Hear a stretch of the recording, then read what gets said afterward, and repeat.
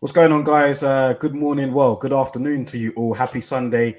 This is the extended version of episode number 26 of the Boxing Lowdown podcast. And we're going to bring to you all of the last night's reaction to the fights. And delighted to be joined once again by my co-host, Mr. Laurie from AFTV. What's going on, man?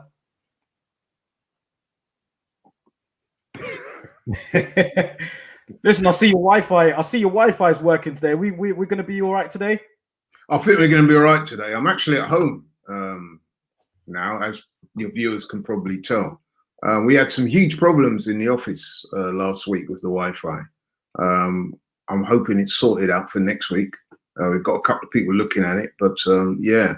But in the meantime, man, we're here, we're ready, and let's let it go, man. Let's let it happen. Let's get into it, man. Let's get into it. Yeah, glad that the Wi-Fi is working all good today.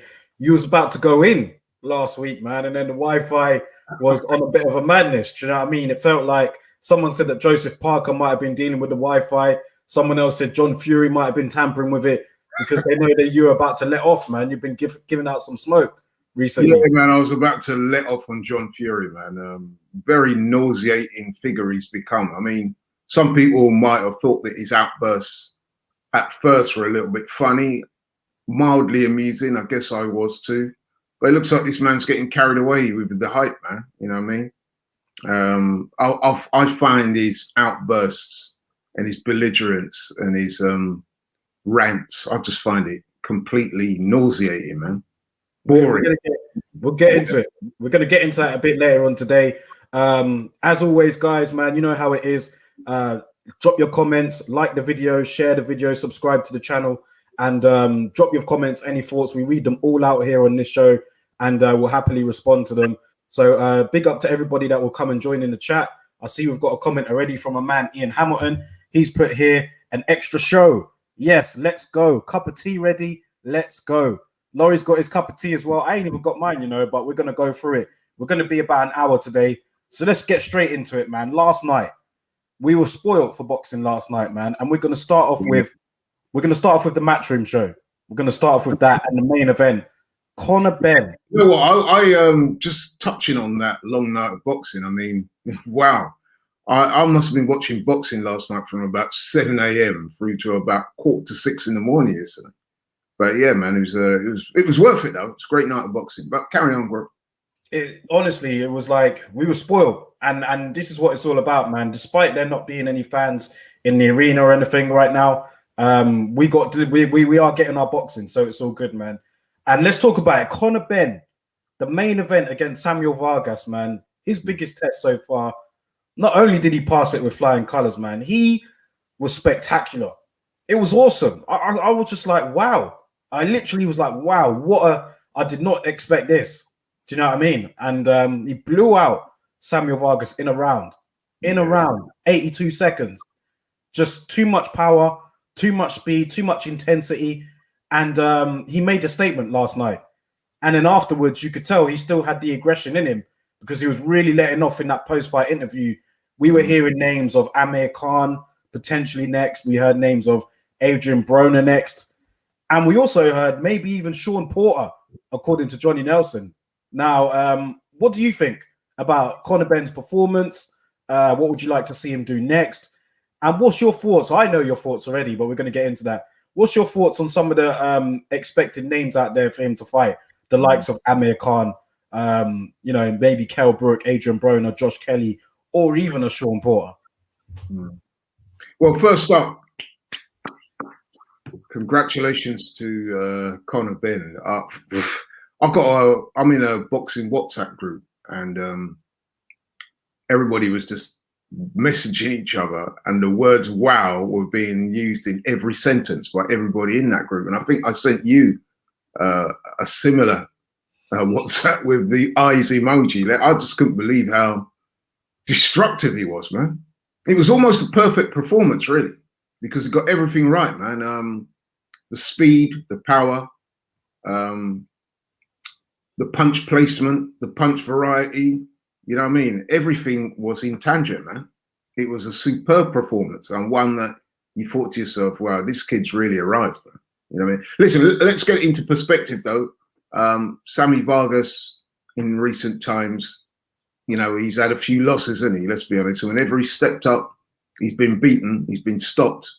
But I think it's fair to say that none of those guys he'd fought before, the Danny Garcias, the Errol Spence, people like that, Amir Khan, no one's done that to him. In fact, when he fought Amir Khan, a lot of people thought he'd done enough to get the decision over Amir Khan.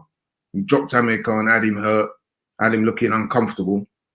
But Conor Benn, man, he just went in there and just did a number on this guy. You know what I mean? Some people were saying that it was a premature stoppage. Could have gone on for a few seconds. But I don't necessarily agree, man. I think he was out of there. He was defenseless.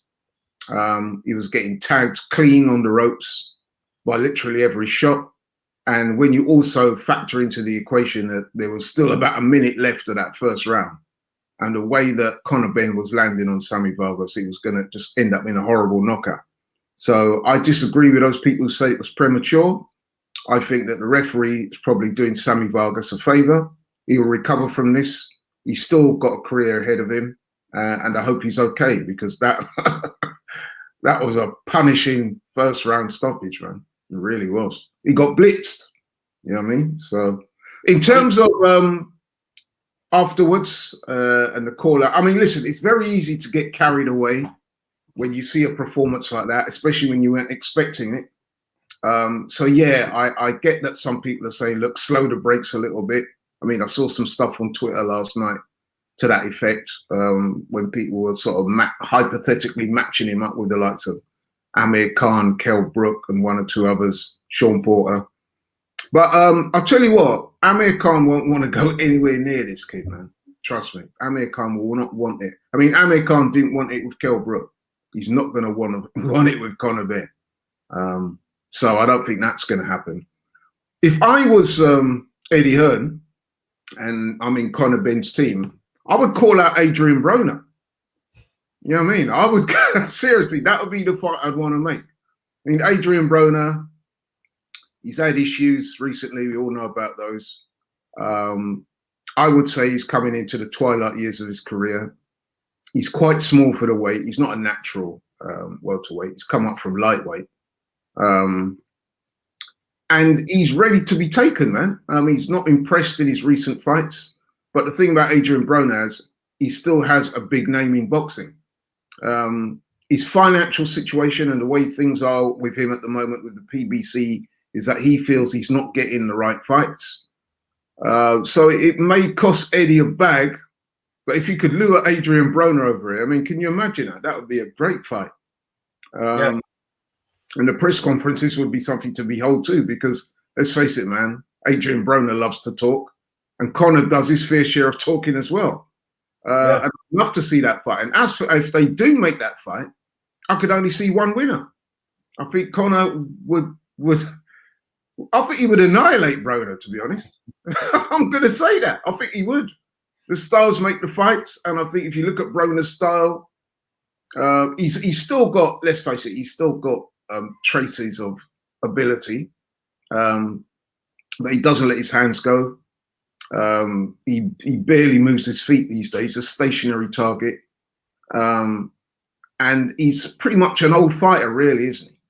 And I just think that given those tangibles, the size disparity between the two, the fact that you got one guy on the way up and another, that classic case of one guy on the way up and another one on the way down, but seemingly still got the name.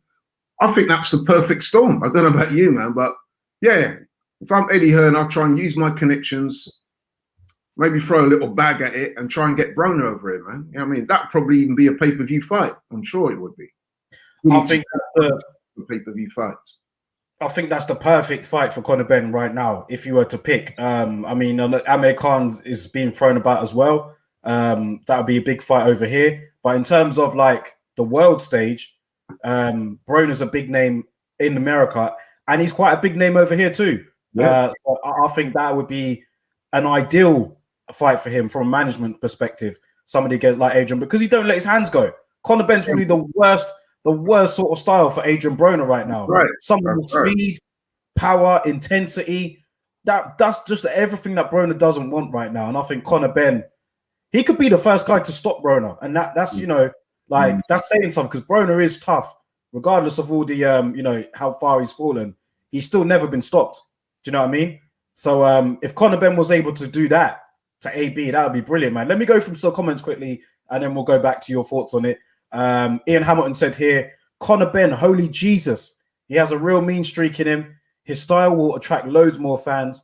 All of them call-outs are going to get everyone talking. There's loads of momentum behind him. Big up Scott70 in the chat here. He's put Benn versus McKinson is a very good domestic fight. What's your thoughts on that?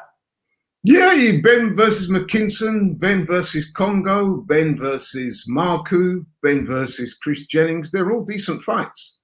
But I think Eddie Hearn, you can see that he's got plans for Conor Benn. I think he's looking at his marketability, the name Benn, the explosive way Conor's been fighting, especially recently.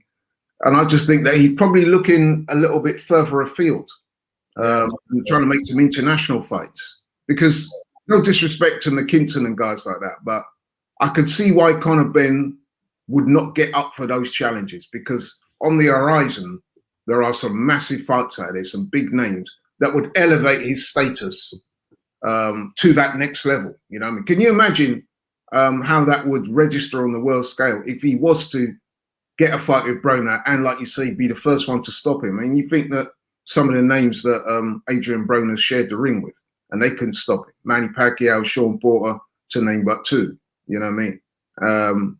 So for Conor Benn to get that fight in the first place, you imagine the attention that would attract. And if he could go on and get the win and win impressively, never mind the stoppage, even if he won impressively, that would carry a lot of weight around the boxing world, both here and internationally. So whereas a fight with McKinson, although it would be a very good domestic fight, I agree with Scott there, it wouldn't have quite the same resonance. And in boxing, let's face it, you know what I mean, resonance and marketability are things that are very important. You know what I mean? So, yeah, I could see that happening, man. Let's go to some more comments here. Ian Hamilton's put, Khan will perhaps want Kell Brook more now than ever after that call out. Very good point, yeah. And Joe M says here, at the moment, it's good matchmaking, so I'm not getting excited. He doesn't beat Avanesyan, but he will get a padded record till he's exposed. Now, back to the Khan Brook thing quickly before I go back to Joe's comment here. Khan Brook, is that feasible? Do you think that happens anymore? Has the time got? I mean, we all know that it's like nothing compared to what it would have been, and we have to blame the both of them for that. Is it still something that you would watch happily? Would you pay for it? I think I would still watch it, but I think the longer it goes on, the more you come to the impression that the ship sailed on that fight, man. I don't think it's anywhere near as attractive as it would have been a couple of years ago. And I think people would see it for what it was. Just one last roll of the dice for both guys, one last big payday for them, you know what I mean? So I'm not sure if the boxing public would take the fight that seriously, if you know what I mean. Yeah. So I think the longer that's gone on, the more people have come round to the idea it's never really going to happen. And if it does happen, it will almost be like an exhibition fight, wouldn't it? You know, honestly. Now doing his reality series TV, it's almost like one of them, isn't it? Yeah. So, I mean, it could still happen because realistically, especially for Amir Khan, I mean, he's not going to take a fight with Conor Benn, is he?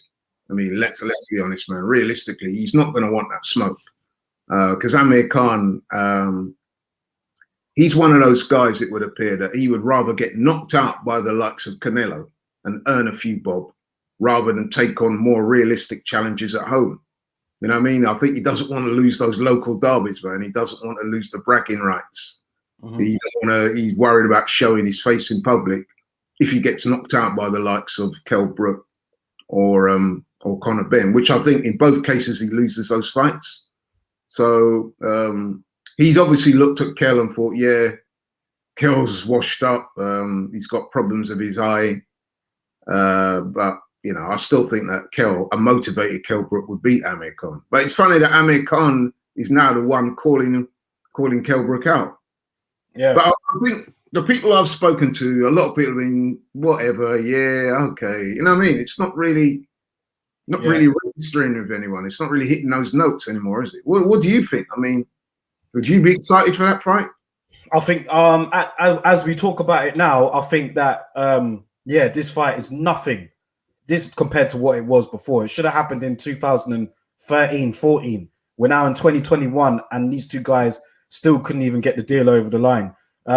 It's a shame because it's going to be one of those British fights where we think of like Hatton and Witter, for example. Maybe not as much Froch Kawasaki, but Hatton and Witter definitely stands out as this is one that has parallels with as to fights that we didn't get to see happen. And it's a shame. Right now, if they were to fight, it would almost be looked at, like you said, as an exhibition fight because it doesn't have any implications on the division. No. It's really just to fill their pockets. It's like a retirement fight. Exactly. So it's not. That's why I use the term exhibition fight. And I would add as well, and I know we talk about this on this show every week, but you know what? It serves them both right. Yeah. Especially Amir Khan, ducking. And now you've come to that stage in your career where you've got nowhere to go. You've got exciting fighters on the horizon like Conor Benn and Virgil Ortiz and Jaron Ennis, who I'm going to talk about later. And these guys are blowing up the spot. And all of a sudden, Amir Khan is doing his little reality show and he feels he's got a bit of momentum. Now, all of a sudden, he wants to fight again. And the boxing public are going to turn around and say, well, you know what? We don't really care. Go back and do your reality show, man. You know what I mean? You're not really a boxer anymore. You're a celebrity trying to be a boxer. And guess what? We're not interested. So you know what? If they don't get the fight, especially as regards, because I do blame Amir Khan for that fight not happening. I think he would get what he would deserve. I think the boxing public would turn their back on him and said, you know what? Go back and do your reality show, team. See how that works out for you. Yeah. So yeah, no sympathies there. Let's talk about real fighters, man.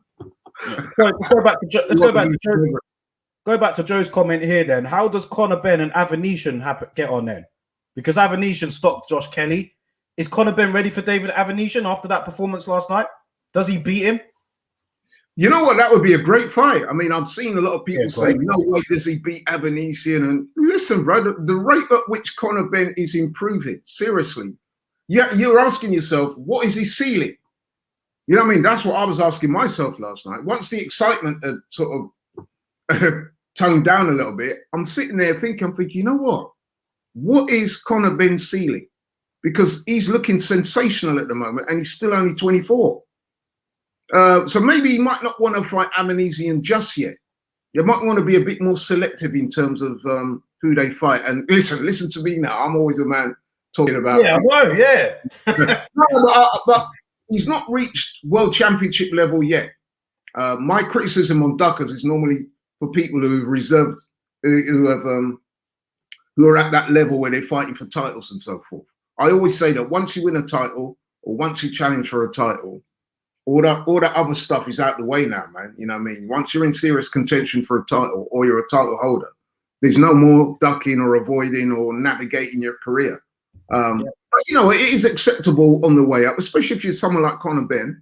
Listen, man, I mean, the guy had, 20 amateur fights in destinations like Spain and Australia, which are not, well-known boxing hotspots.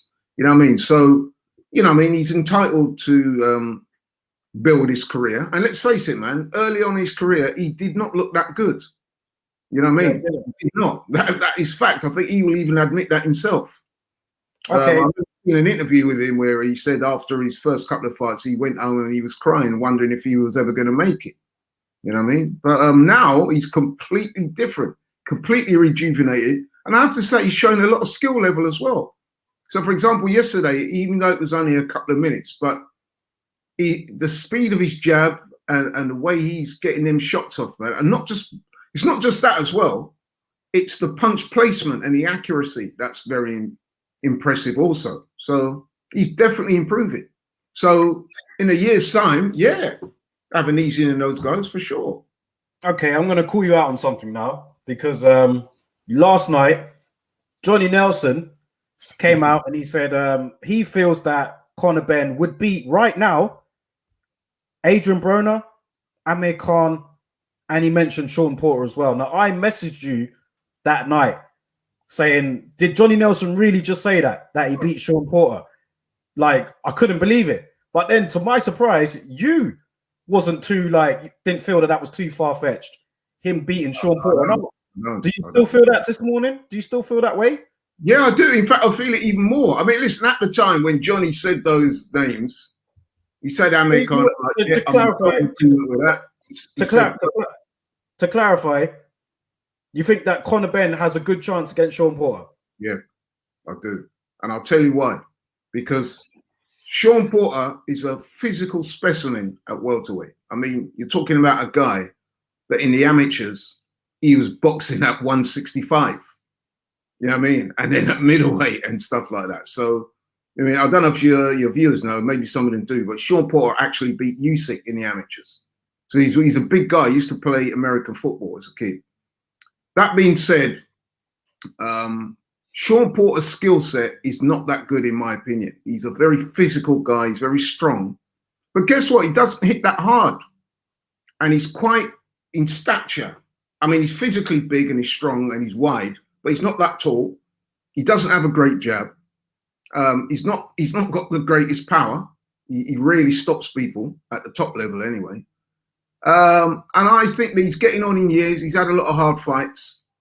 And I don't think it's out of the realm to suggest that Conor Benn couldn't hang with Sean Porter. I mean, Sean Porter fought Formella.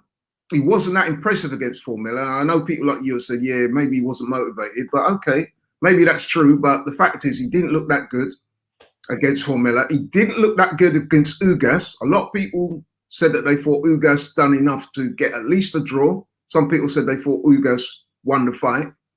So really and truly, okay, you're looking at the Errol Spence fight. He performed really well in that fight. Was it, did Little Errol, as I call him, you know what I mean? Was he training for that fight properly? Did he underestimate Sean Porter? Because if you remember at the time, Little Errol was talking about, you know, the fight's not going to go 8 rounds. And so subconsciously, did he underestimate Sean Porter, his toughness, his willingness to fight, his heart, all the rest of it? Which, listen, Sean Porter's got all those in abundance, and it would be a very hard fight for Conor Benn. And incidentally, not one that I would make right now. But another 6-9 months with the rate that Conor's improving, hell yeah. And guess what? I fancy him, if it was just boxing, to maybe beat him. Seriously, Sean Porter's skill set is not something that's impressed me. He's very strong. He's got bags of heart and determination and fitness. But, you know, at the end of the day, man, that's not going to take you over the line every fight. And we've seen in more recent times, he's not looked that impressive. All right, let me go through some comments. I'm going to give you my reaction to your opinion there. Ian Hamilton's put here, Khan versus Brook, chief support to AJ versus Fury, just to show how far it's fallen. Yeah, I agree. Joe Emma's put here, I don't want the Khan-Brook fight to happen just so fighters learn their lesson on marinating fights. Good point. If they get a payday from this, that's a great point, Joe. That's a great point you've said there. If they get a payday from this, it sets the precedent for younger fighters. That's right. Conrad has put here, it would still be an entertaining fight. He's talking about Khan and Brook. IA in the chat here has put, Ben being judged for who he was, not for what he is. Last night saw a fighter that can compete at world level in the future. Scott has put Ben versus Boots. We're going to talk about that later. Yeah, well, maybe not that. Nah. Yeah. Ian Hamilton has put, when Nelson gets excited, they need to take his mic away. He always says something crazy. Scott's laughing. Stefan says here, Porter feasts on Ben would be ridiculous matchmaking. I agree. Stefan says Ben should fight the likes of Avanesian before a top 5 guy like Porter. And then Scott70 says here, but did Conor really learn anything from last night's fight? Good point. Now, I'm going to go back to what you were saying there. I think what Stefan has said here is literally what I was going to say. This is a stupid matchmaking to put Conor Benn in there with, I'm not saying that's what's going to happen, but for Johnny Nelson to say that after the fight, I'm just like, I don't know, maybe he heard Nigel Benn's interview before the fight where he brought up Sean Porter and everyone was scratching their head then. And then obviously Conor Benn blew out Samuel Vargas. So Johnny Nelson was probably, oh, maybe he can do it. But no, not for me, man. Let's it was a great win Conor Benn had yesterday. He looked fantastic, spectacular knockout in the first round. But Sammy Vargas is not a top 10 welterweight. He's not a top 15, barely a top 15 welterweight. Sean Porter is legit a top 5 welterweight. Conor Benn hasn't fought anywhere near that. And a blowout over Samuel Vargas does not qualify you to fight against Sean Porter, in my opinion. Not yet.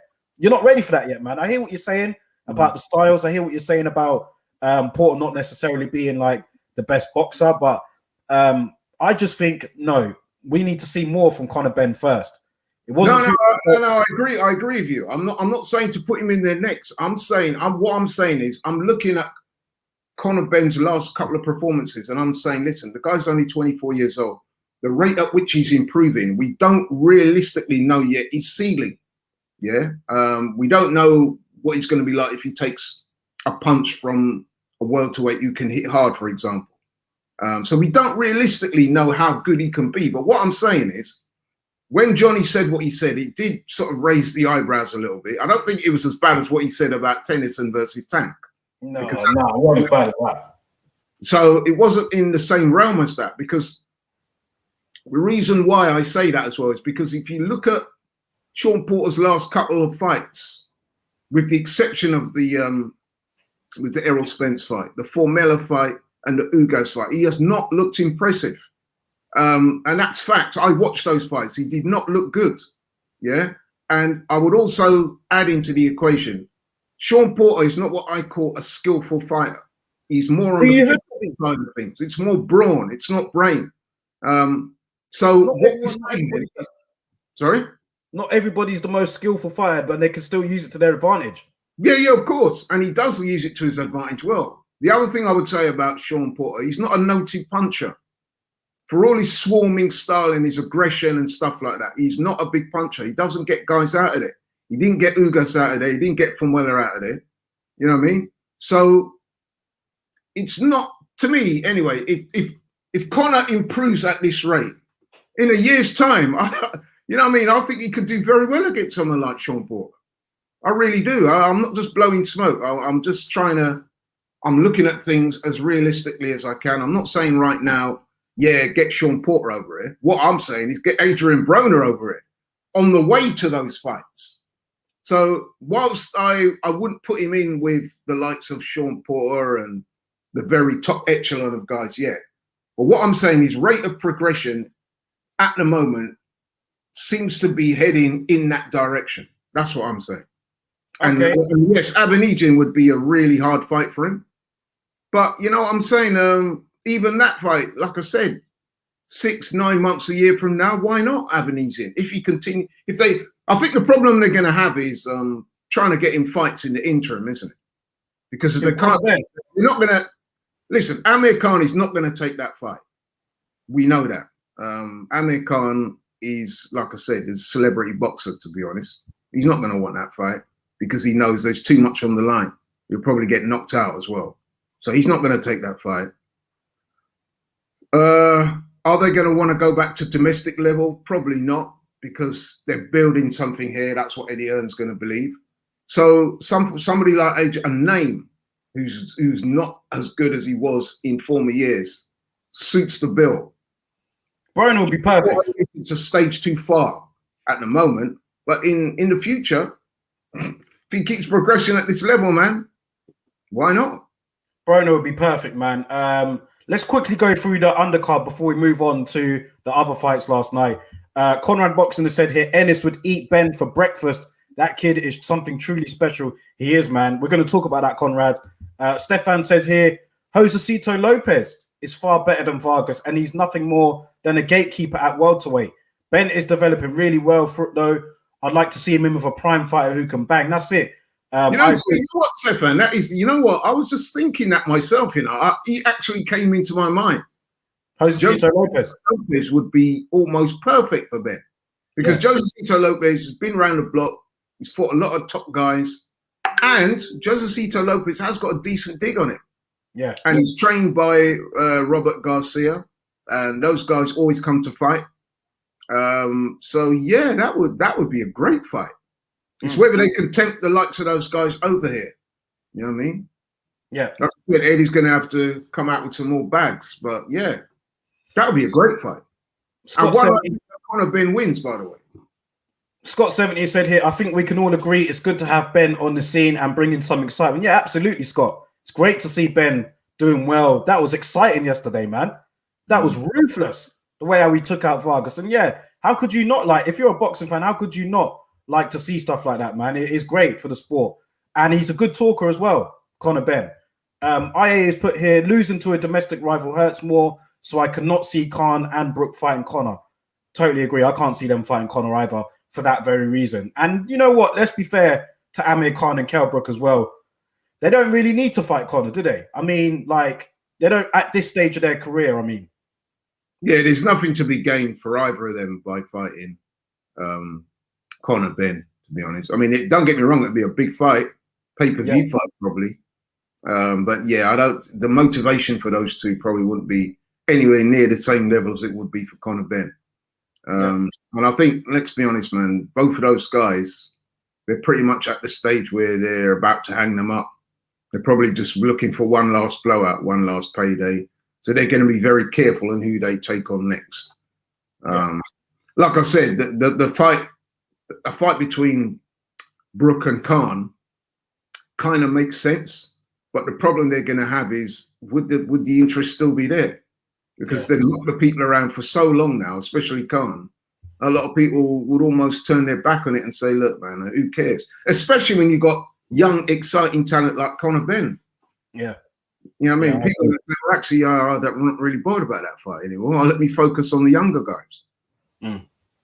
Stefan says here, Matchroom are definitely manufacturing Conor Benn into their next pay-per-view fighter. If he beats Khan, which would be pay-per-view, we won't see him on regular Sky very often in the future. The McKinson fight won't happen. Even if Ben wins, McKinson will probably make him look bad in doing so. Can't see it happening.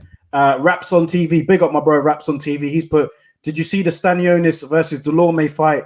Good weekend of boxing. I haven't seen that fight. I did see that fight, actually. Yeah, Stanionis impressed me, man. You know what I mean? Big, strong guy. He's from Lithuania. Yeah, big, strong guy, physical. He lost the first couple of rounds, but then he came on quite strong.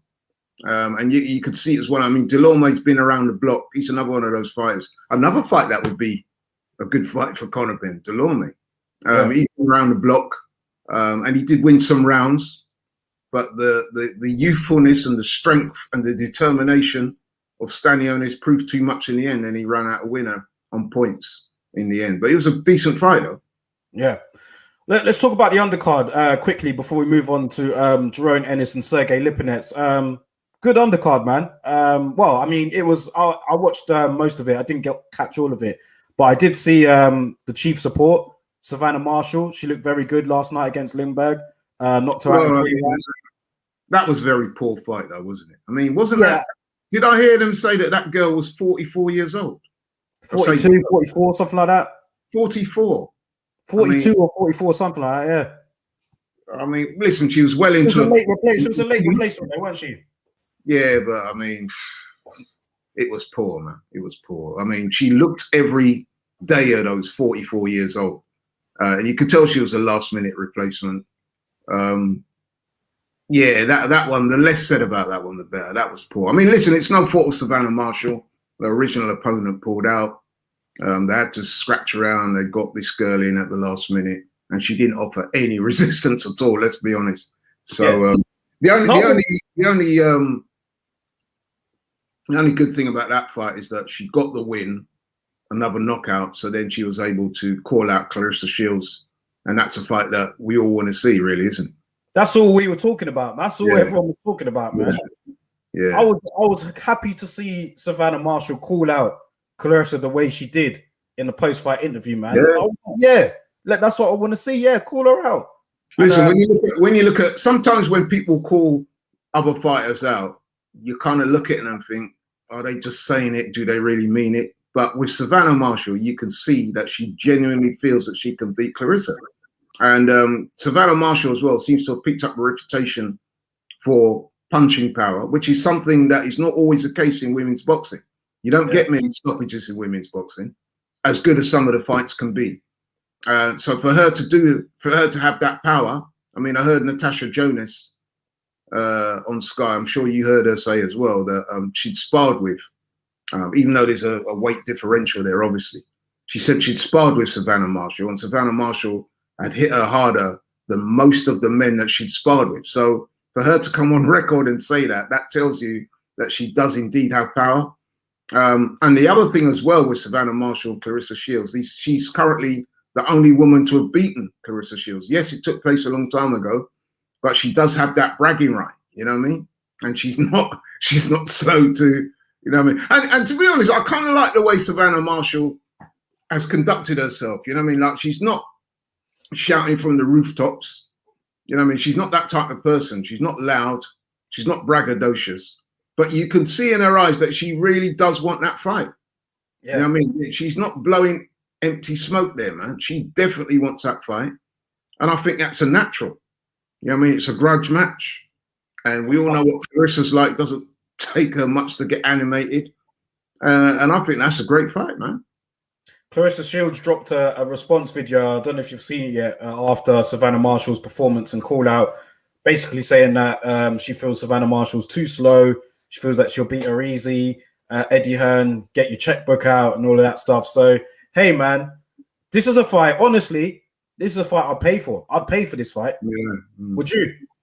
Absolutely. And listen, that thing about slow and stuff like that, that may well be the case. She may well be slow. But guess what? What do they always say about speed and timing?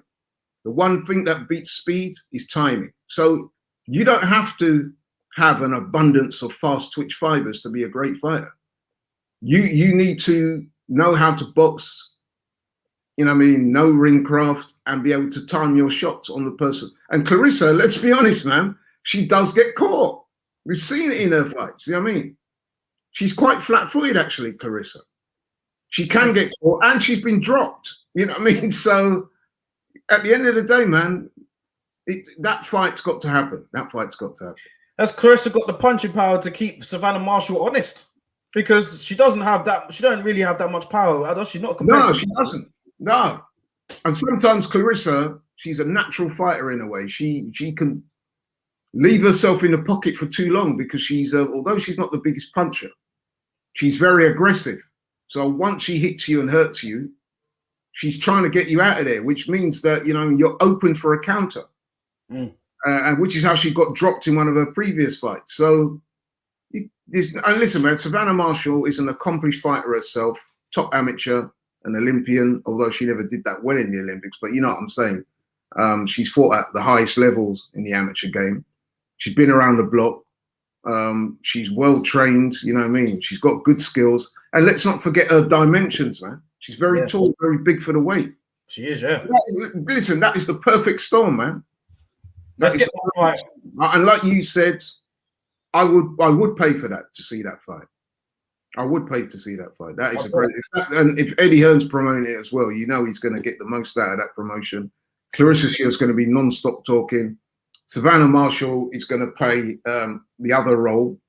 You know what I mean? She's not going to say too much, but you're going to be hanging on her every word because she doesn't talk as much as Clarissa. But when she does talk, you're going to listen and say, well, actually, you know what? This girl is confident. She's not loud. She's not braggadocious. But I can see in her face, man, that she's got that steely determination. I would, at this moment in time, I would still lean towards Clarissa. But, you know what I mean? You can't write Savannah Marshall off. Out. No chance. Let's keep it moving, man. Comments here. Big up Raps on TV. He's put, Benn has definitely improved. Hard to fault his performance. Stefan has said, did Marshall beat Shields in the amateurs? Rarely gets mentioned. I think that's tongue in cheek. Yeah, it's tongue in cheek. It's tongue in cheek. Because it always gets mentioned. Raps has also said here, Marshall is a good fighter. Think the Shields fight would be huge. Hope it happens. Both girls are good fighters. We need more 50-50 fights in women's boxing. Conrad has said here, women's boxing needs that fight. Let's get on to the undercard a bit more because conscious of time, we haven't got that much long left and we need to get through the other fights. So Ian Hamilton has said, Cash Farouk was impressive as well. Isn't afraid to take to give. Your quick thoughts on Cash Farouk last night? Yeah, I saw that fight. Yeah, he did well. Yeah. Again, the ceiling, we don't know how good he's going to be, but yeah, last night he looked good. And well done to him. Yeah. What about the other women's fight last night between Shannon Courtney and Ebony Bridges, man? This delivered. There was a lot of hype before the fight, but I'll tell you what, in the ring, they delivered. So salute to both of them, man. Ebony Bridges wow, she fought through that eye, man. And there were some comments yesterday with regards to the injury she suffered, and it was some fighters were saying it too. They were like, certain men have quit when their eye has been that bad. I'm not going to mention no names, but I think you know who we're talking about. Ebony Bridges fought to the end, but ultimately, I think that the right woman won in Shannon Courtney. It was close, but not 98-92. No chance. No, that was ridiculous. And that, you know what, that was the sour point on that fight, really, wasn't it? Because you start to think to yourself, well, you know what, even if Ebony Bridges had done better and maybe be in a position to win the fight, would she have got the decision? And you're starting to think to yourself, well, no, she wouldn't have, based on those scorecards. But yeah, man, it was a very entertaining fight. Like you said, they both delivered on their promise to go out there and fight. And yeah, I enjoyed it, man. I mean, I think it was close, but I think Shannon Courtney did the better work. She hurt Ebony Bridges a couple of times as well in that fight. Well, she got hurt herself once or twice too, but she landed the better shots. Ebony Bridges looked physically stronger. But you can see Ebony Bridges was kind of raw, you know what I mean? Strong but raw. And you know what, without wishing to stereotype too much, we've seen that a lot from Australian fighters over the years, where they've come over here, man, and they've been strong, they've been game, they've been determined, but their skill level is not quite at the level of the guys that have been in there or the women that have been in there, and that was the case last night. But it was a very entertaining fight. With the eye thing, I've said this before, I don't like to second guess guys, like, you know what I mean? I don't, Liam Smith, I think it was, he put something out there, didn't they, saying that some guys are quick with similar or less injuries. I think that's a bit out of pocket for him to say that. Listen, man, Kell Brook fractured his eye socket, you know what I mean? Ebony Bridges was in the dressing room with Shannon Courtney after the fight, laughing and joking around. It's not the same injury, bro. Stop it. You know what I mean? I think he's talking about Dubois. Well, yeah, but we know that Daniel Dubois had orbital damage to his eye as well. These guys had to get rushed off to hospital. I mean, Kell Brook had a fractured cheekbone. These things are no joke, you know. You know what I mean? When you're talking about your eyesight might have permanent damage. So I'm not going to go down that route, bro. You know what I mean? Liam Smith is a very good fighter. You know what I mean? Would he like if people said that about his brother? A lot of people said his brother quit in the Canelo fight, didn't do anything. I'm pretty sure he never liked when people said that. So let's not go there, man. Listen, let's just give credit to the two girls. Why have you got to take away the credit by, you know what I mean, using that as a way to bash other fighters? Let's just appreciate the two girls. It was a great fight. Shannon Courtney, to be fair to her, she won the fight fair and square, in my opinion, although the scorecards was a bit off as usual, and she deserved the win. Yeah. Both girls will come again, so you know, I mean, they might even fight again down the road. Although Rachel Ball was probably waiting in the wings. She's next. Yeah, so that would be another very good fight, because the fight with her and Shannon Courtney the first time was quite close, actually. So yeah, man, that's good for women's boxing. That's a good advert for women's boxing. IA has put here, does Boots beat Spence? We're going to talk about Jordan Ennis in a bit, bro. Scott 70 has answered that question anyway. He said Boots hasn't beaten anyone at elite level yet, but you couldn't rule out a win over Spence. Another fight that will never happen, unfortunately. Haggis Supper in the chat has put Cash Farouk moving like Tyson, got serious skills.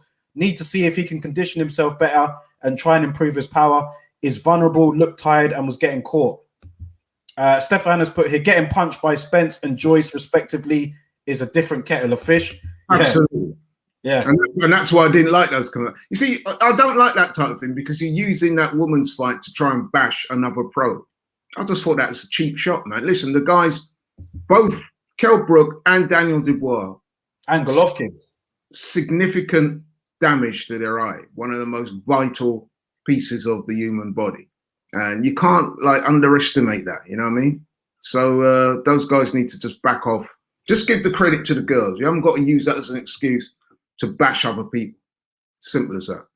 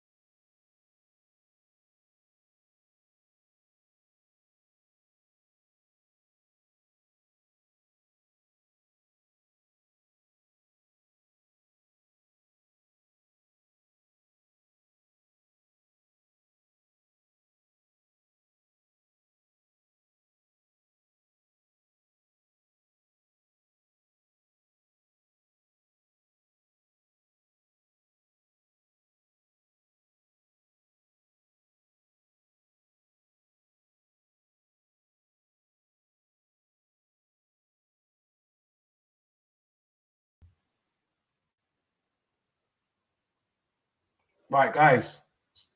I don't know what's going on. I'm back. Apologies. Let me get Laurie back in the stream. My laptop literally just cut off. It literally cut off. Let me get Laurie back in. We're back. Can you hear me? Yeah, I can hear you. Yeah. Sorry about that, man. Literally, it just cut out. Been cursed this week. We've been cursed. Yeah, Let's carry on. Looks like it. The curse of John Fury and Joseph Parker, man. Let's go back to some of these comments, man. Raps has put here.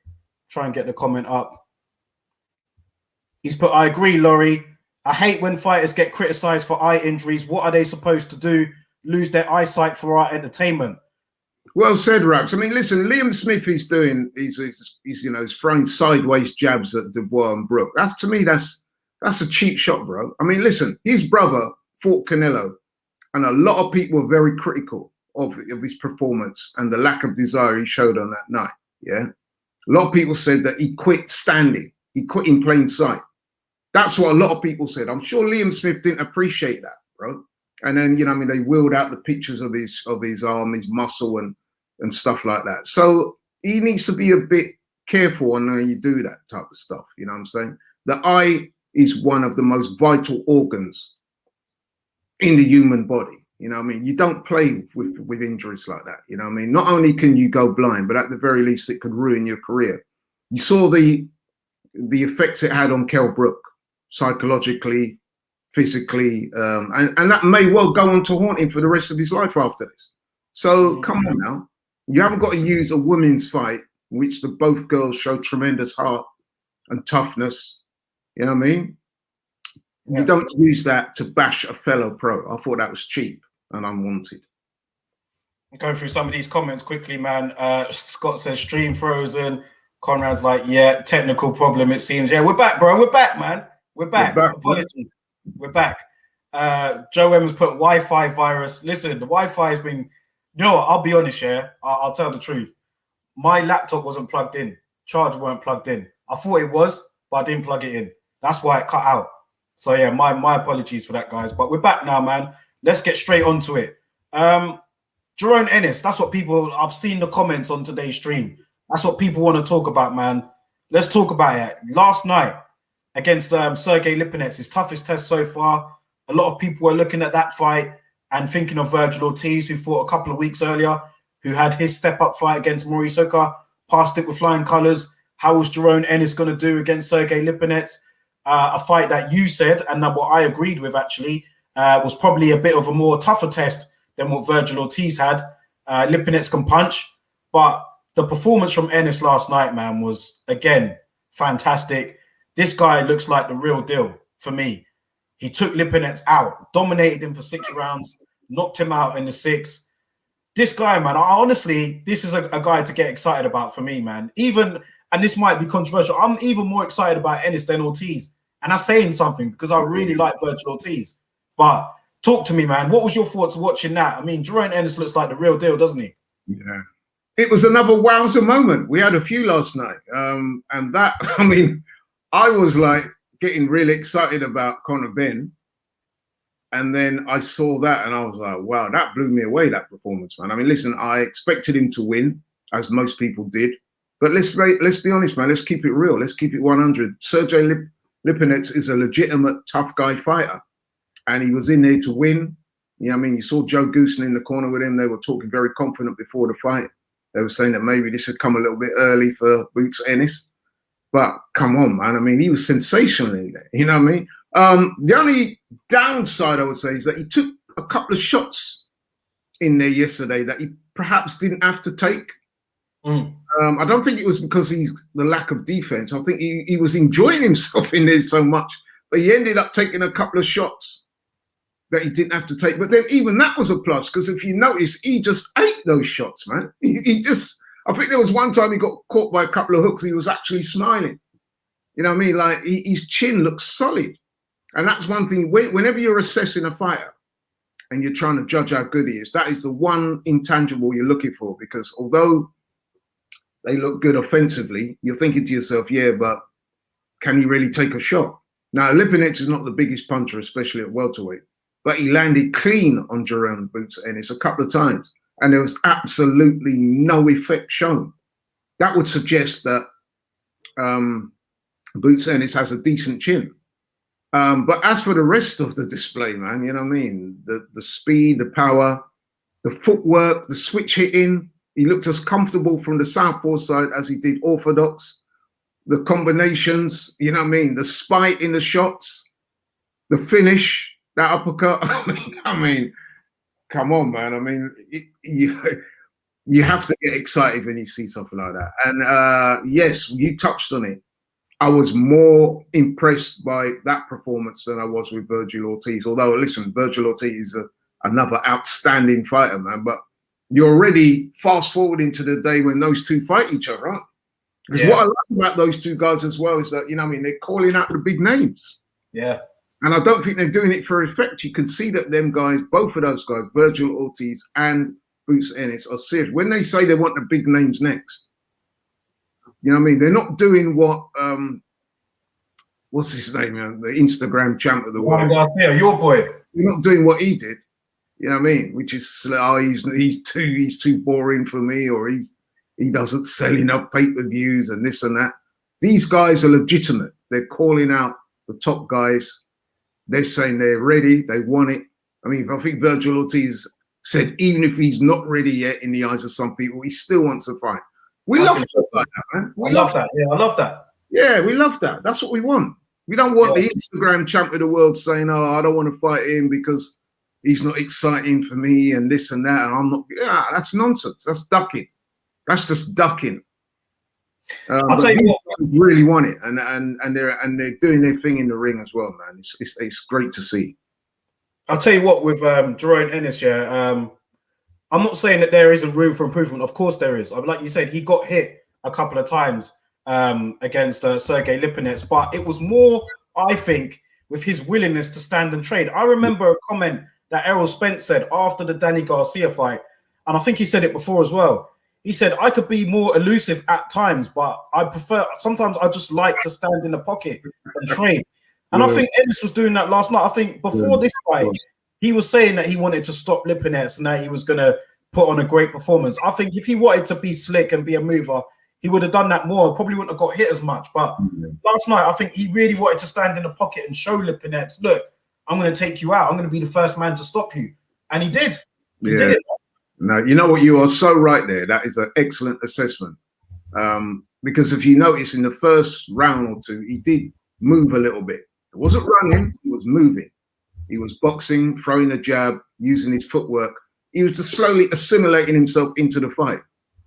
Once he got fully warmed up, man, and you know what I mean, once he decided to go to work, like you said, he stood in the pocket, he accepted what was coming back at him, and you know, by the time he got to about round 5 and 6, you could see, man, that he was looking for the stoppage. You could see it by the way he was putting more energy on the shots. And he showed a bit of spite in there, man. You know, he was really, you could hear it, couldn't you? I mean, you could.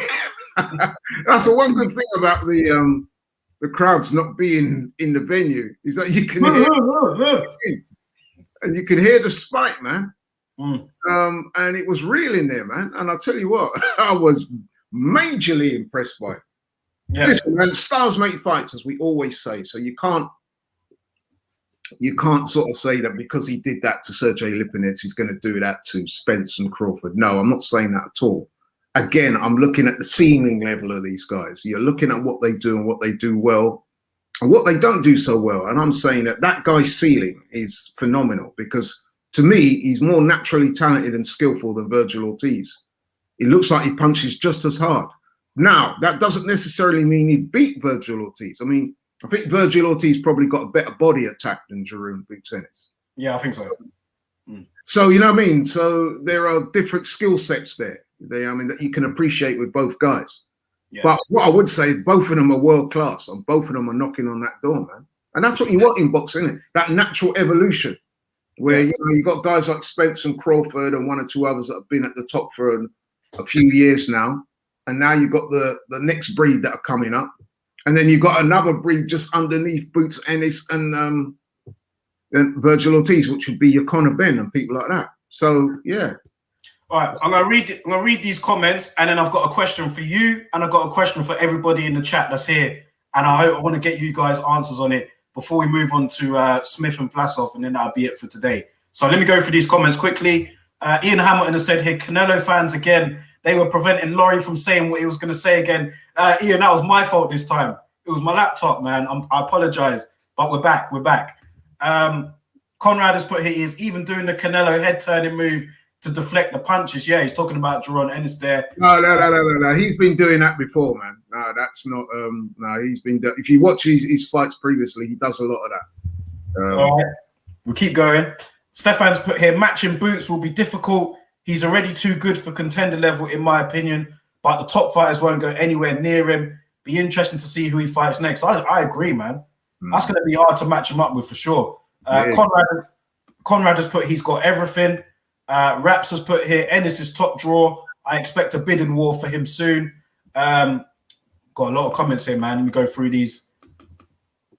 Box fans has put salute. What's going on to my bro, Box fans, man? All the way from Arizona.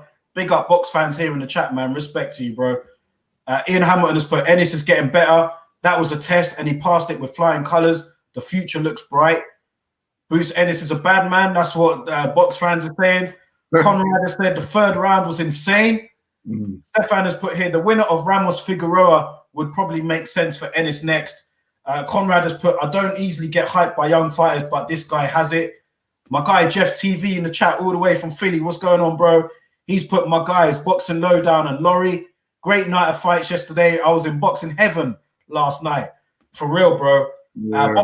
Box fans has put here, Ennis is almost too good for that weight class. I think he'll be avoided. Raps has said here, I'm not sure who can deliver a title fight to Ennis. IA has put Boots needs to go the IBF route. They need to call the mandatory. Yeah, that's what I'm going to say too. Boots needs to go down like the sanctioning body route, because I think it's going to be hard for people to volunteer to fight him. I think he's going to have to put himself in that position to get those fights. But let me ask you this. I'm going to ask you this. I'm going to ask everybody in the chat this. I don't want to get your answers, yeah? I think going by them comments, I think I might know the answer. But let me ask you, if you had stake to put in one of these welterweights, Conor Benn, Virgil Ortiz, or Boots Ennis, if you were able to invest in a fighter and develop their career, which one are you investing in? Do you go with Conor Benn? Do you go with Boots Ennis? Do you go with Virgil Ortiz? And I'm not just talking about their ability and their talent. I'm talking about the whole package. Who are you investing in? And that goes to everybody in the chat as well. Which welterweight excites you more? Which welterweight are you getting behind if you had the chance to pick out of one of them three? You know what? The obvious thing to me to say would be Boots Ennis. He seems the most talented of those three. But in terms of marketability, you might want to, Conor Benn would be worth a look, because like I said, man, he's got the name, he talks well, and he looks like he's going to have a whole country behind him. You see, the trouble sometimes with the American fighters is the talent pool is so deep across the country, and the country is so vast that people tend to hitch their tails onto a particular fighter. But with Conor Benn, this being a relatively much smaller country, he's almost got the nation behind him, really, hasn't he? But yeah, I would go for Boots Ennis, man. That guy has got star quality all over. Yeah. And if he's marketed right, he is going to be some phenomenon moving forward. I think he's pretty much there already, you know, bro. In terms of skill sets, he is pretty much there already. I mean, you made a good point. It's going to be who do they match him up with next, because he's knocking on that door. Depends on which one of those guys is going to open it for him. And I'm a massive Terence Crawford fan. And I was a massive fan of Lil Errol until he started to become a rapper. But I'm serious. These guys, man, they need to be aware of what faces them. This is I'm saying, man. That Errol Spence Crawford fight should have been made already, because both of them are losing out now, because you've got these guys knocking on the door.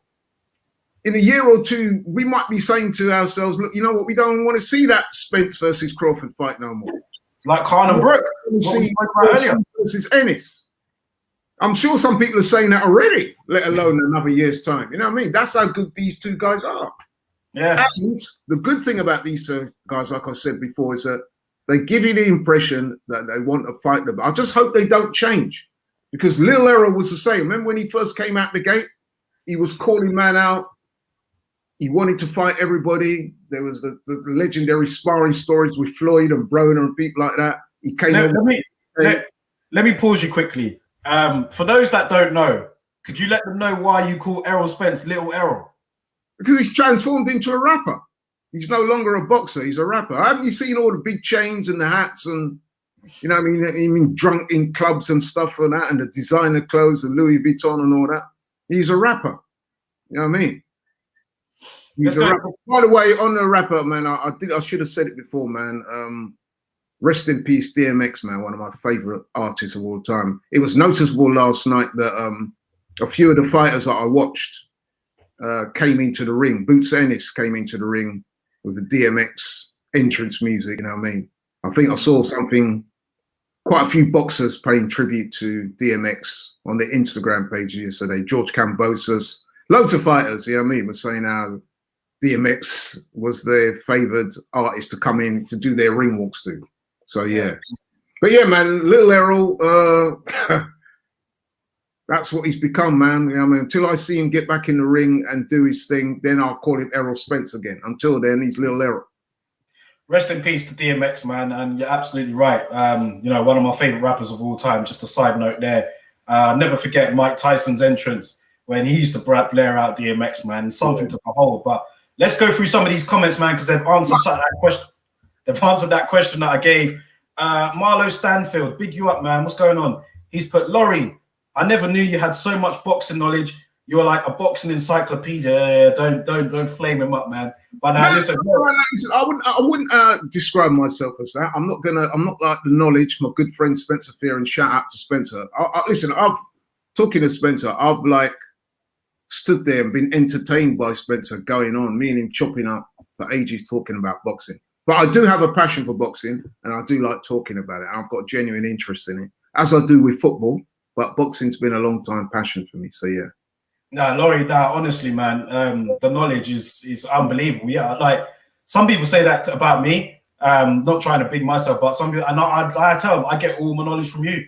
That's where I got it from, man. So yeah, like you know your stuff. Obviously, you know your stuff. I'm flattered, man. I'm genuinely flattered by that. Thanks. Conrad Boxing has put here, true, Laurie. Ennis had shown his skills before, but against lower competition, many look good. Jeff TV has said, I'm putting my whole salary on Boot. well, that's Jeffy showing his Philly allegiance now, isn't he? Yeah, you know that. Yeah. But you know what, though? Listen, I am genuinely excited by Boots Ennis, man. You know when you see guys fight and you think, wow. That's what I'm saying. You have that wow factor. And in a way, you can't. I feel a little bit sorry for Conor Benn in that regard, because up until that point, Conor Benn was all I was thinking, wow, man. And then I saw Boots Ennis, and because they're the same weight as well, it kind of put into perspective. I was thinking, as well as Conor boxed, and as excited as I was by his performance, like they always say, man, this thing's about levels. And I have to say, Ennis is a couple of levels above Conor. And you know what? They're about the same age. You know what I mean? Or maybe Jerome Ennis might even be a few months younger. Yeah, I think Benn's 24, Boots 23. Yeah. Yeah. It's frightening to see how good these guys are. And that's why I say, when you got guys like Little Errol and Crawford and they're mucking about with these big fights, you say, listen, man, make hay while the sun shines. Because it's not always going to be this way. You know what I mean? Especially the way Errol Spence in particular is living his life at the moment, man. He's not living the life of a consummate pro. Unless he's a fantastic fighter and he's unbeaten. So he's done in the ring so far, he's excelled. But outside of the ring, you get the impression that that lifestyle, the drinking and all the rest of it, all these other lurid rumors that I hear about him. And I'm being serious now. Before I was joking with the Little Errol stuff. But you're thinking to yourself, it's going to catch up with you one day, bro. It nearly did a year ago when you had that accident. I thought you would have learned from that. You said you would. You know what I mean? Maybe he's got a problem. Maybe we should laugh about these things. I mean, we've seen with DMX, man, he had problems. You know what I mean? You know, maybe somebody close to Errol Spence has got to be brave enough and say, listen, man, you have got issues. You need to sort them out. But anyway, let's keep it positive. Jerome Boots Ennis, man. Wow, what a fight. Lewis Granger said, I'm going with all three. Lewis, that's cheating, bro. I said one. I have to pick one of them. Box fans has put, I'm betting my family farm on boots. So people are rocking with boots here. Hacky Supper, what's going on, man? I take it you're Scottish by the name. He's put, what do you think of Taylor Ramirez? And could the winner compete at 147? Listen, Taylor Ramirez is the next big fight. I think that's May the 5th. Or 22nd. May the 20th. Okay, so yeah, third weekend in May. This fight, yeah, listen, it's undisputed for one. It's 2 undefeated fighters for 2. These are the sort of fights we need to celebrate, man. Salute to both of these guys for putting their unbeaten records on the line and going for all the marbles. That's what we want to see. And Josh Taylor, man, I think he's a fantastic fighter. They both are, man. They both are. That fight's kind of got like fight of the year kind of stamped all over it already. That is going to be an absolute war. I've got Taylor in that though. I've got Taylor in it for me. Yeah, I can see where you're going with that. Skill set wise, I would have him as a slightly better fighter, but then you've got to remember that fight is taking place in America, and I think isn't it going to be on the West Coast as well? And let's be honest, it's going to be in Vegas. Okay, well that's West Coast. That's West Coast. Yeah. You can never underestimate boxing politics, put it like that. So it may be that Taylor's going to have to thoroughly dominate Ramirez to get a proper chance on the scorecards. I mean, even yesterday in that fight with Ebony Bridges and Shannon Courtney, that was a close fight, and yet one of the judges had some wide scorecard where you're thinking, what are you watching? You know what I mean? Like, so, and that kind of put a little bit of a downer on that fight. So let's hope we don't get this boxing politics, because I think that fight is going to go to points, and I know it's going to be closely contested and hard fought. So let's hope that the judges, man, are fair and do the right thing. Let's hope that there's no funny business going on. Can you see both of them? Question. I think both of those two have suggested that after this fight that they're willing to move up to 147. I mean, I think Josh Taylor's already calling out Terence Crawford. So, you know what I mean? So yes, I think they could both compete. They're both big for the weight as well, those two. They both got the frame. Yeah. They both got the frame to carry the weight. Josh Taylor, how many fights has he had? He's like a Coley, he had what, 17 odd fights? Yeah, but he's already picked up multiple world titles already. I mean, he's had a fantastic career so far, man. And he hasn't even had 20 fights yet. And he's fighting for the undisputed light welterweight championship of the world. It's a great achievement. And I think he can carry the frame at 147. Some great fights to be made at 147. Josh Taylor boots Ennis. Josh Taylor, Virgil Ortiz. Josh Taylor, Conor Benn. Josh Taylor, Sean Porter. These are all great fights, man. Mouth-watering fights, man. Mouth-watering. Yeah. Let's see. I mean, I say Josh Taylor, but he's got to beat Ramirez first. No disrespect to Jose Ramirez, but great fight. To me, that's a genuine 50-50 fight, although like you were saying, skills-wise and boxing-wise, I lean slightly towards Taylor. However, given the fact that the fight's in America, on the West Coast, I think fans will be back for that fight. And because of that, I wouldn't be surprised if Ramirez won, put it that way. Because let's not get it twisted, man. He's a very good fighter also.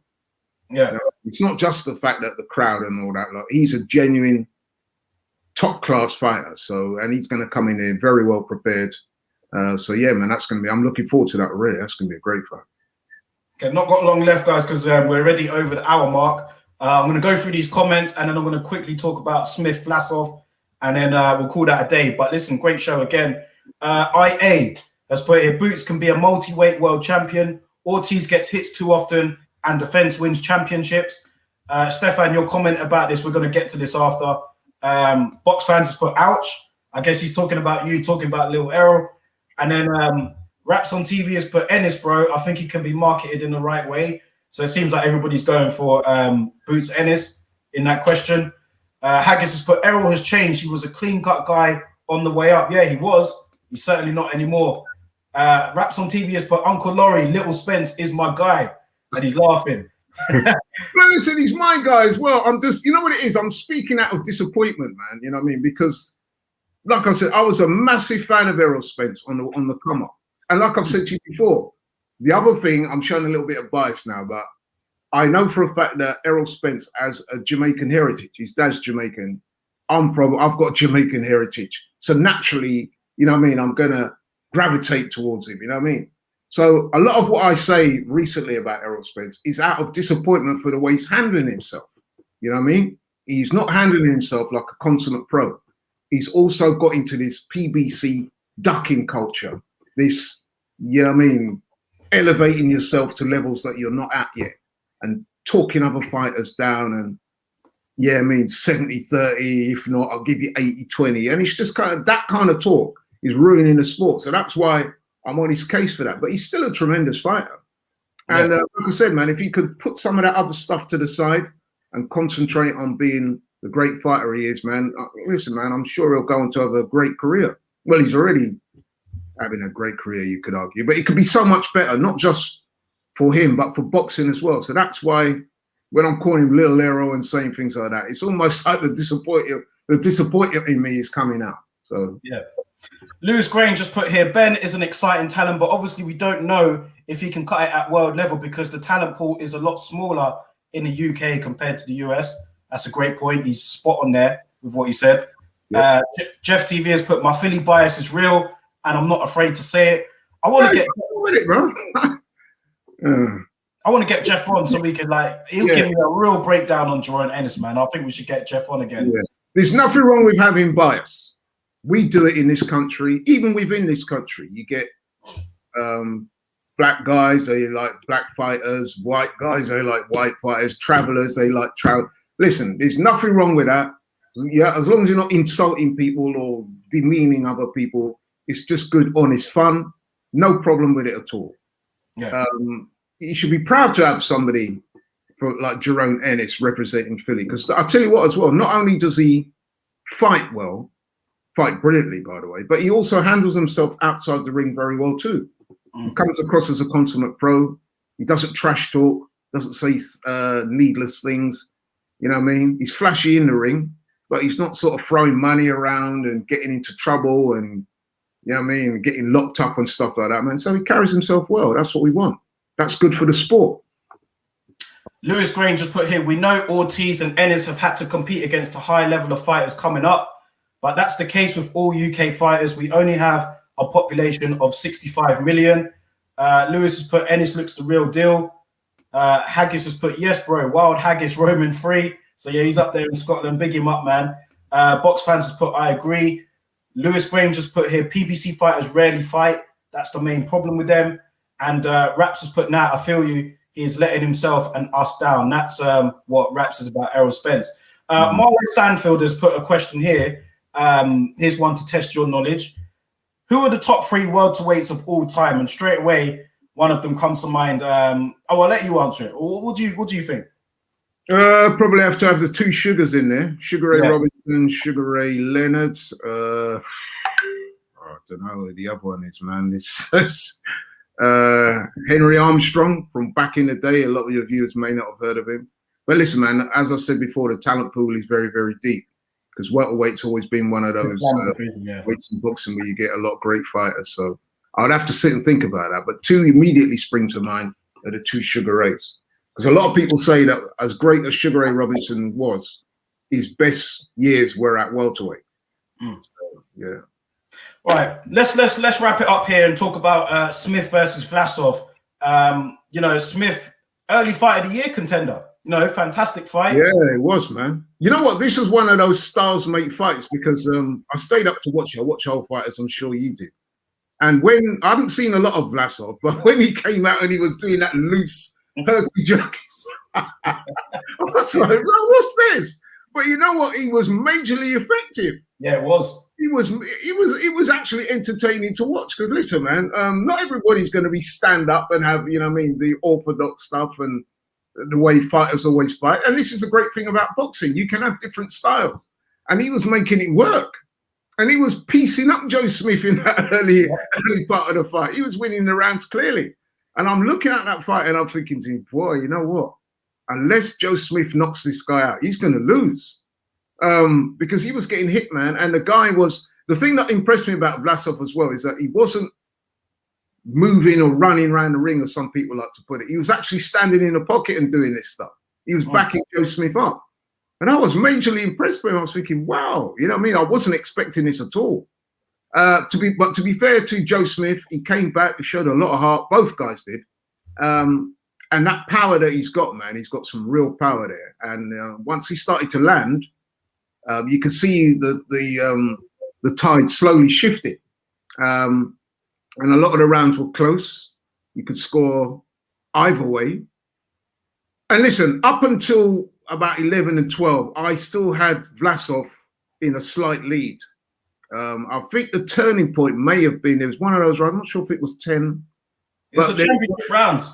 That was what changed the fight. And then there was an incident when Vlasov went down. And it was, by the way, from a shot at the back of the head. Some people may have said he was milking it, but then he's entitled to do that a little bit if you've been fouled. So he did the smart thing. He took a little rest, got his senses together, and then he came back out fighting again. But I do think that Joe Smith edged it down the stretch, although I wouldn't have said it was a robbery if it had gone the other way. Vlasov obviously thought he did enough to win. Smith felt he did enough to win. It was genuinely one of them fights that it could have gone either way. Maybe a draw was a fair result. I don't know what you think, but it could. I would have given it to Joe Smith, to be honest, because I think in the championship rounds he just did enough to sway the fight in his direction.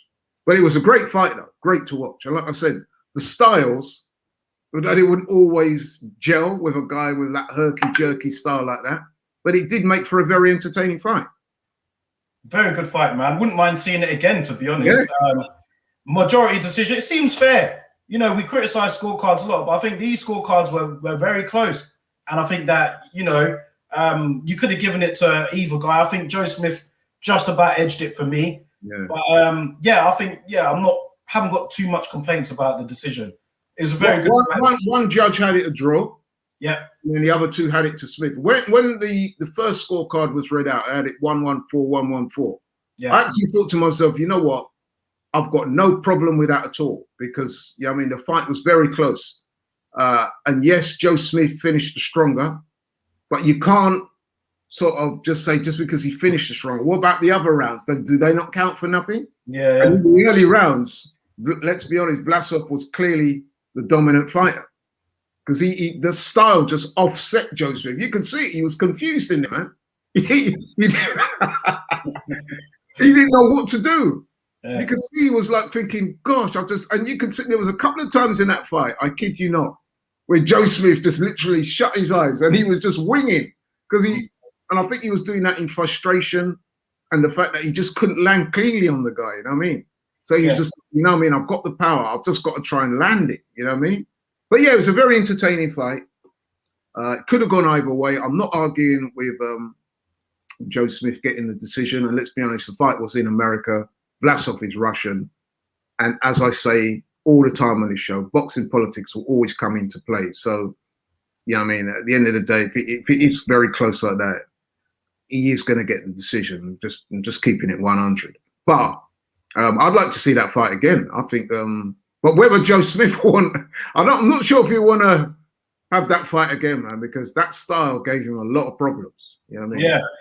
Rapsa said here, Smith had a tough night. Vlasov impressed me. I didn't know much of him. I felt he won. It was close, though. It was very close. It was very close. I'll tell you what, they're working towards now a unification fight between Joe Smith Jr. and Artur Beterbiev. Apparently, that's in talks right now with them two to get it on. I guess it makes logical sense. Both of them are with top rank. 3 of the 4 belts will get unified. And for Joe Smith Jr., he's definitely going to want to fight Beterbiev for that rather than fight Vlasov again.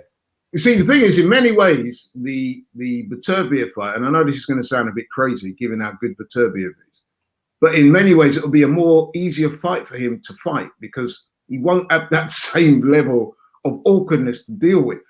You know what I mean? Beterbiev is more of a stand-up, traditional, you know what I mean, 1-2 type of guy.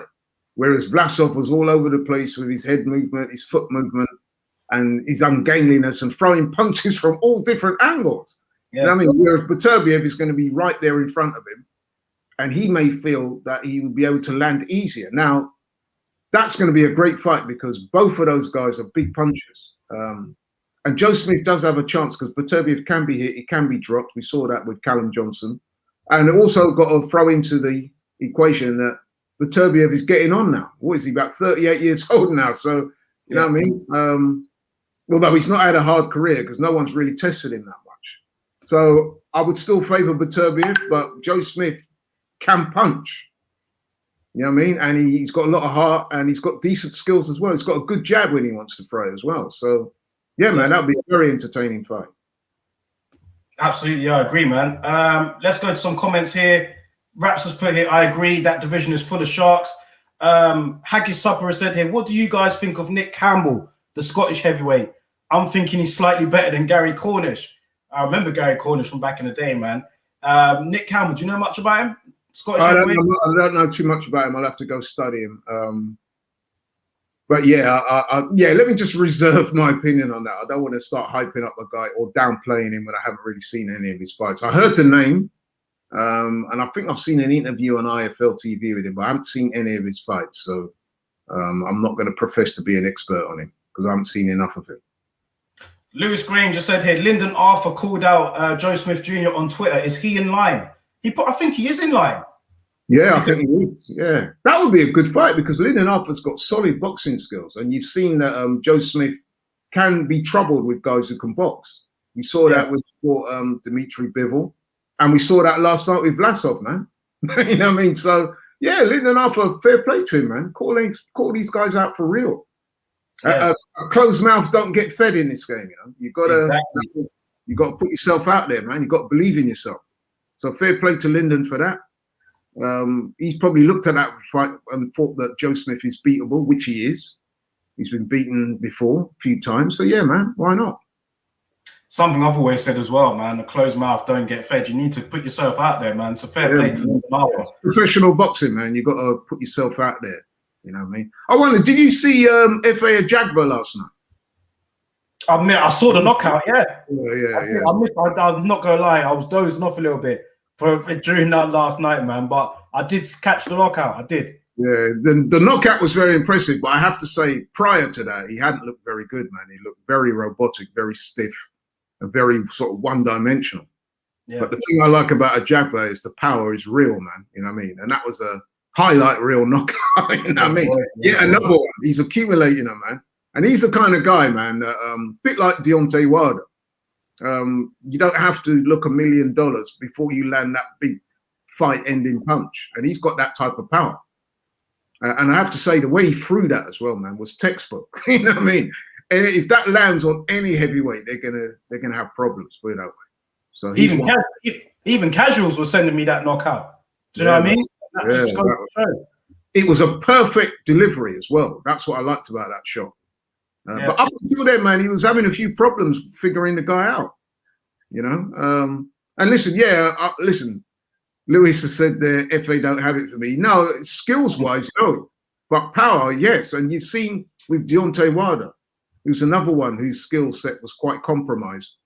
But you can see that the power is real, especially at heavyweights, where there's not a lot of movement and stuff like that. He's got a chance because if he lands, it's problems. The vulnerabilities in fighters, it helps. You know, I mean, when you pick out a vulnerability, when they do appear vulnerable, I guess it makes it more exciting at the end of the day. So with F.A. Ajagba, to show you can finish someone like that, but you're also vulnerable at the same time, makes for exciting fights. Listen, man, boxing's one of those sports, man. It's not a one-size-fits-all type of sport, you know what I mean? You've seen the various different styles. I spoke about it earlier. You've got your traditional style, you know what I mean? Your 1-2s. You've got your super skilled guys like your Jerome Ennis's. You know what I mean? You've got your Maxime Vlasovs, ungainly, awkward, but effective. And then you've got stars like F.A. Ajagba and Wilder, which is just one punch lights out, you know what I mean? And they can all work at this level. They can all work at this level. And that's what makes boxing such a very watchable sport, because it's not just a case of, you know what I mean, one man, you got to do everything one way, you know what I mean? There are different ways of winning a fight. Yeah. Listen, we've got to wrap it up today, man, because I know that you need to be somewhere. AFTV have got a football game, I believe, haven't they? So no need to be at that. FC today playing again, 4 o'clock near where I live in Enfield. So yeah, I'm looking forward to that. So yeah, man, after I finish here, I'm going to start getting ready to go down there. So yeah. But yeah, man, it was a great night of boxing. Really enjoyed it. Some really good fights. And yeah, man, yeah, boxing season, yeah, it's doing us proud so far. Didn't even really get to touch on Fury and AJ looking like it's going to be closer. Let's have you wrap that up before we go. Do you think we will get an announcement this time next week? Do you think there will be an announcement for AJ and Fury? I hope so, but I wouldn't put my mortgage on it. Listen, I think the fight will happen. I hope it happens. But this is boxing, man. You never know with this sport, man. You know what I mean? We've had a great night of boxing last night. There's so much to be optimistic about. But then boxing's got a habit of just shooting you in the foot and slapping you in the face like that. You know what I mean? So I'm cautiously optimistic, put it that way. It's the fight the world wants to see. So let's hope it happens. For sure, man. Appreciate that for your words there on just in general. Raps on TV's put, I enjoyed the show, gents. Enjoy your day. You too, my bro. Lewis Grange just put, it's happening. I'm with you, Lewis. I'm going to put my neck out there and say that we will, by this time next week, have an announcement. That's me putting my neck on the line. We'll see. We'll see. Ian Hamilton has put here, believe. AJ versus Fury will happen. I sound like an over-the-top preacher, but it's closer. I'm with you. I'm putting my neck on the line. I'm saying it's going to happen. By this time next week, we'll have the announcement. Fingers crossed. I think, you know what it is as well? I think both guys on both camps realise that for the good of boxing, this fight needs to happen. It has to happen, man. It has to. So I think that even though there might be some egos pushing certain agendas in the background, I think, to be fair, I think Eddie announcing it so early, I think it's proven beyond doubt now that pissed a lot of people off. And that's probably why it's taken a bit longer to get, you know what I mean, announcement of the fight out there. But I'm hoping that common sense will prevail. People will put aside their egos for 5 minutes and allow the negotiations to be completed and have the fight announced. And then we can start genuinely getting excited about the fight. Because let's face it, man, it's a fight that the world wants to see. Even my girlfriend's talking about that fight. She don't even like boxing. You know what I mean? So that tells you all you need to know. It has to happen, man. You know, yeah. 100%, man. But listen, guys, enjoy your Sunday. Thank you all. And I appreciate, apologies for the little technical issue there in the middle of the show. I'll just be honest with you, man. My laptop, I didn't plug it in. I thought I did, but I didn't. That's why it cut out. But anyway, it was still a great show. You guys stayed in the chat. Even when the laptop cut out, you lot were still here. Thank you for all your comments. Thank you for sharing the video, liking the video. If you're new to this channel and you're new to this chat, subscribe to the show, subscribe to the YouTube channel. We bring this heat every week, man. So I appreciate you guys. And enjoy your Sunday, man. Have a good day. Peace.